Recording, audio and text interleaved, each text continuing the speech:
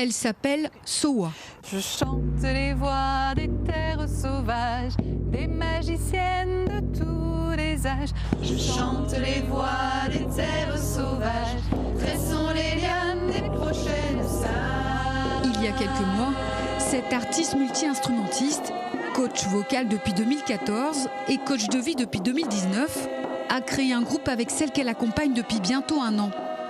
Un chœur de chanteuses nommé les Lunes Sauvages. Ensemble, elles interprètent des chants chamaniques, un peu comme des mantras. Ces chants, Sowa les a composés après avoir été initiée aux pratiques chamaniques en France, en Colombie et en Afrique du Sud. Alors cette musique, c'est des chants médecine. Je pense que c'est le terme qui est le plus approprié, sachant qu'il ne faut pas imaginer la médecine comme on voit la médecine occidentale. C'est plus sur les médecines chamaniques. Donc c'est du chant qui va faire du bien aux personnes qui les chantent et qui les écoutent. Et des chants qui vont faire sens, qui vont parler de choses qui vont nous parler sur la connexion aussi à la nature. Il y a beaucoup ça. Donc voilà, le terme le plus proche, ça pourrait être chant médecine ou chant sacré, voilà, chant sacré chamanique. Une fois par mois, on va commencer. Sowa et les Lunes Sauvages répètent en prévision de leur concert à La Réunion. Gaïa, terre mystère qui recèle les secrets de l'univers. Gaïa. Le reste du temps, ces femmes sont formées individuellement par Sowa pour trouver leur voix. Un mélange de techniques vocales et de pratiques chamaniques pour se relier à soi.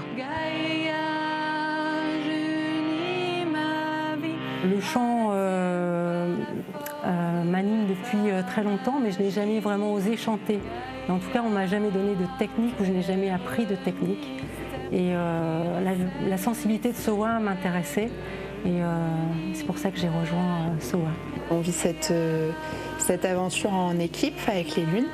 Et voilà, j'aime beaucoup cet esprit de sororité, de confiance, de création artistique et voilà, de soutenir des beaux projets artistiques. Moi, je viens chercher de la joie, de la folie, de la nouveauté.